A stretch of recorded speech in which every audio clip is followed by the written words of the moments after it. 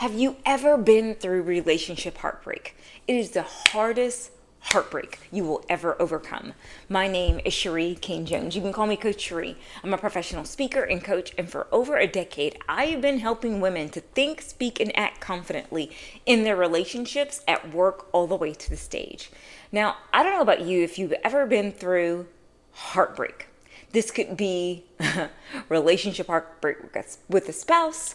It could be with a partner. It could be with a family member. It could be with a friend. Now, I wish that all those years ago, as a high achieving woman, somebody would have told me that the skills that I had in business did not translate to relationships.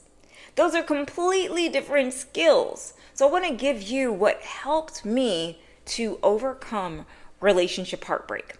Number one, did I tell you this? These are the 3 ways you can recover confidence after a relationship heartbreak.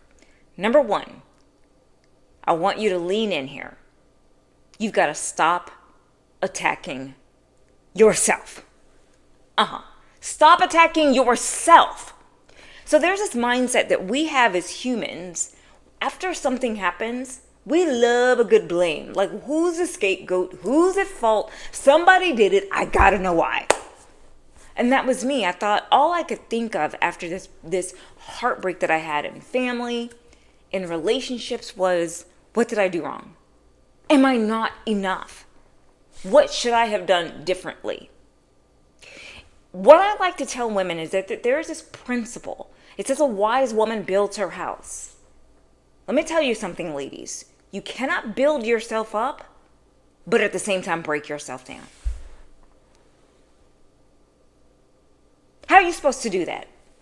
How are you supposed to rebuild your own confidence and at the same time break yourself all the way down? I remember years ago, I had a boyfriend. I was like 22.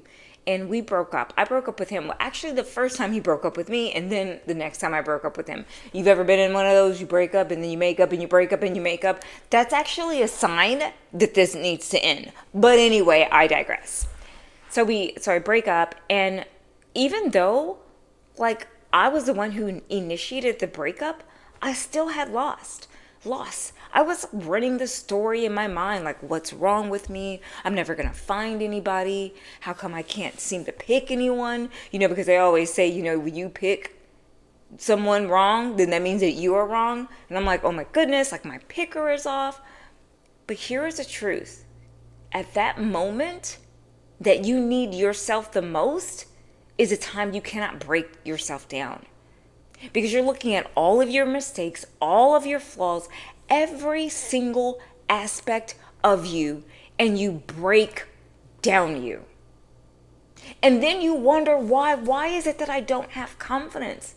It's because you're breaking down the very house in which confidence resides. I just thought, man, I cannot afford to be my own worst enemy. You cannot build confidence in an environment that is full of criticism. You're not going to be able to do it.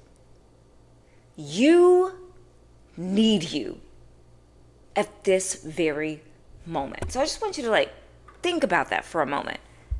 If you need you, why would you break down you? You owe it to yourself. Just because you had to break up doesn't mean you have to break down. This leads me to number 2. This is how you rebuild confidence, and you're really going to love this, especially my high achieving women. Because you are so strong, you do not recognize how vulnerable you really are.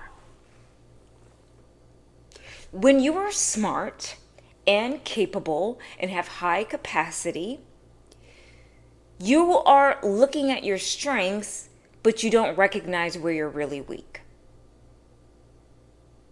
I did an interview with Aisha Griffin oh goodness, her name just like slipped my mind, but Aisha, the most dopest therapist out there. And she really hones in on this, is that sometimes we have acquired so many skills in business. We've had success in business. We've had success in our careers that we can become a bit disillusioned. We think that recovery in your professional world looks the same in your relational world. And it doesn't. Those are completely different skill sets. So if you've ever dealt with hurt, here's the principle I want you to understand. If you're going to build confidence in yourself, you've got to know yourself. You have to be willing to say, hey, there are some areas where I am very weak. This is what I did. And maybe you've done this too. I dealt with heartbreak, and I became so focused on others, I was under focused on myself. Have you ever done that? Where you are focused in on, maybe it's a family member, you study their patterns. You look at their communication style. You look at every conversation you had. And guess what? Their life has now become your full-time job. And I thought I was being strong, when the truth is I wasn't dealing with my emotions, and I was trying to have control. When you go through heartbreak, we can begin to become a scientist on other people and an avoider of ourselves. I would say like I was studying what happened in this relationship.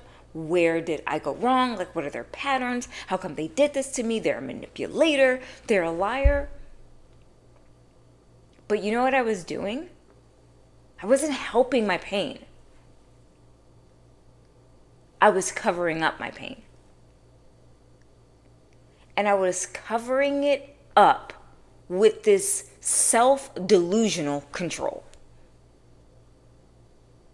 Because I just couldn't admit, damn it, I'm weak. Some of the strongest women out there are not those who say they've got it all together. They understand where they don't. That is my advice to you. If you truly want to build confidence, it's understanding that you cannot be strong in every place. There's just areas where you're weak. And if that's you and you're trying to get out of heartbreak, you're trying to rebuild your confidence, my advice is you need guidance. You 100% need guidance. Because trying to heal your own pain is like trying to do surgery on yourself. And if you've never done surgery, now is not the time for you to try and learn. You don't have the focus and the capacity to now guide yourself through a structure. And if that's you, you reach out to me, DM me at The Real Coach Sheree. I have programs to specifically help women to rebuild their confidence. Because confidence, it costs you. Think about opportunities that you've lost because of heartache. Think about visibility you didn't get. Think about your ability to speak, think, and carry yourself in the right way, and you couldn't do it. Why? Because instead of building yourself up, you broke yourself down. Which brings me to number 3. This is the third and one of the most powerful ways to rebuild your confidence. Sorry about my microphone here, and I'm just looking at my notes, and I know you're going to love number 3. You have to make the focus of yourself again. Make yourself the focus again. I have this mindset when I went through heartache where, okay, I'm going to fix it. I'm going to do it. But you know what ended up happening? I neglected myself. because I had what I call the others focus mindset. This is where we over focus on others and we under focus on ourselves. Now there's this principle, and you've seen it. It's where life does not reward self-neglect. There is nowhere in life that you get a reward for self-neglect, physical self-neglect. Think about your teeth. You don't brush your teeth for a while. Teeth self-neglect.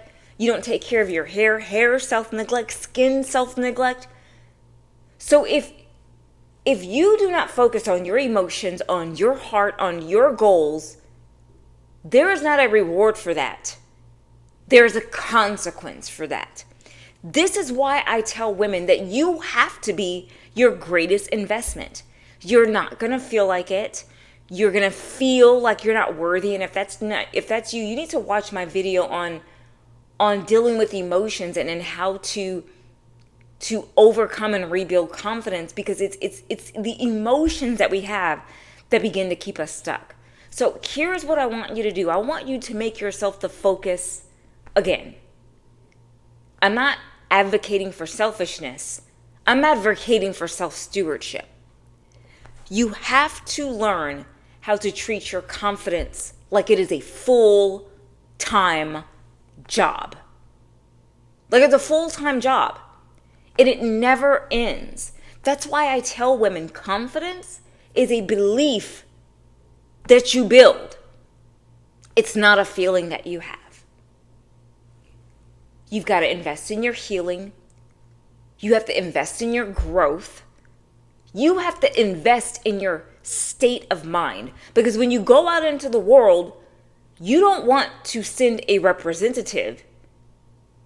You want to send your whole self.